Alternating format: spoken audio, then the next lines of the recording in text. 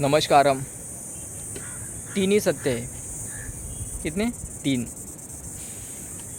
एक है ब्रह्मा, दूसरा है विष्णु और तीसरा सत्य है महेश। ठीक है, ब्रह्मा विष्णु महेश, या फिर उसे ऐसे भी देखा जाता है रुद्रा, हरा और सदाशिव। रुद्रा क्या है? रुद्रा मतलब इस ब्रह्मांडीय ध्वनि, जहाँ से भी ये ब्रह्मांड पैदा होता है, जहाँ से भी ये ब्रह्मांड बनता है या फिर अपना शरीर बनता है, उसे रुद्रा कहा जाता है। इसलिए मैंने जो नाम रखा है, ये बस मेरा नाम नहीं, मैं उसे अभिव्यक्त करना चाहता हूँ, जो कि इस सारी सृष्टि का स्रोत है या फिर मेरे शरीर का स्रोत है, जिसे रुद्र कहा जाता है। और रुद्रा ही मेरे माता पिता है, मैं ऐसे बोलता हूँ। ठीक है, तो जब मैं बोलता हूँ रुद्रा मेरे माता पिता है, तो कई सारे लोगों को गुस्सा आ जाता है। क्या रुद्रा ने इसे पैदा किया? तो माँ बाप ने क्या किया? माँ बाप से तो मेरा जन्म हुआ उनके द्वारा, लेकिन मेरे माँ बाप का जो जन्म हुआ, अगर आप ऐसे जाएंगे तो फाइनली आप वहाँ पर ही पहुँचेंगे। ठीक है, ये चक्र है सब कुछ। लेकिन जब आप अपने भीतर जाएंगे, तब आपको पता चलेगा कि रुद्रा मतलब क्या है, वो ध्वनि क्या है, जहाँ से मेरा अपना शरीर बनता है, जहाँ से ये सारा ब्रह्मांड बनता है।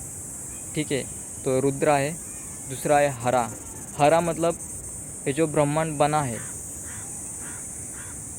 उस ब्रह्मांड को मैनेज करने वाला हरा है, उसको कार्यरित करने वाला, उसके ऊपर कार्य करने वाला हरा है। और तीसरा सत्य है सदाशिव।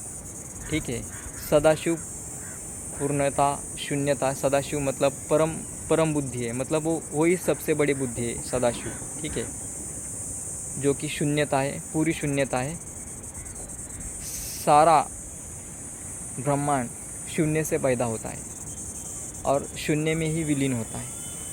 ठीक है, आप भी शून्य से पैदा हुए हो और शून्य में ही मरने वाले हो। ठीक है, तो आपको एक बार सोचना चाहिए, मतलब सोचना चाहिए कि आप जन्म लेने से पहले क्या थे।